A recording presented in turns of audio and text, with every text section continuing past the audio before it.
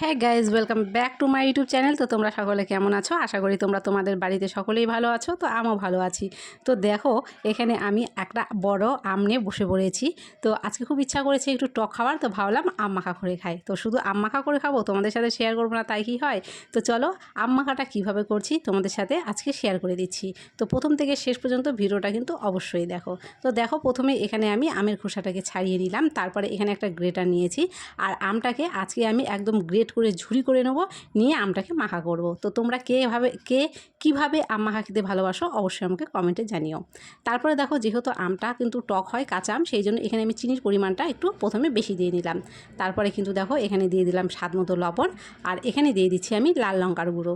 তো তোমরা যদি মনে করো যে লাল লঙ্কার গুঁড়ো খাবে না, অবশ্যই এখানে কাঁচা লঙ্কা ব্যবহার করতে পারো। তো আমি এখানে লাল লঙ্কার গুঁড়ো দিয়েছি। তারপরে দেখো, দিয়ে দিলাম কাসুন্দি। আম মাখার আসল যে টেস্ট, সেটা কিন্তু এই কাসুন্দি থেকেই আসবে। তারপরে দেখো, মাখিয়ে নিলেই কিন্তু রেডি হয়ে গেল আম মাখা।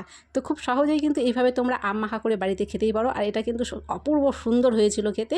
তো যাই হোক, কেমন লাগলো আমার এই আম মাখাটা তোমাদের কমেন্ট করে অবশ্যই জানিও। আর কে তোমরা এইভাবে আম মাখা খাও সেটাও জানিও। কে কোথা থেকে ভিডিওটা দেখছো সেটাও বলো।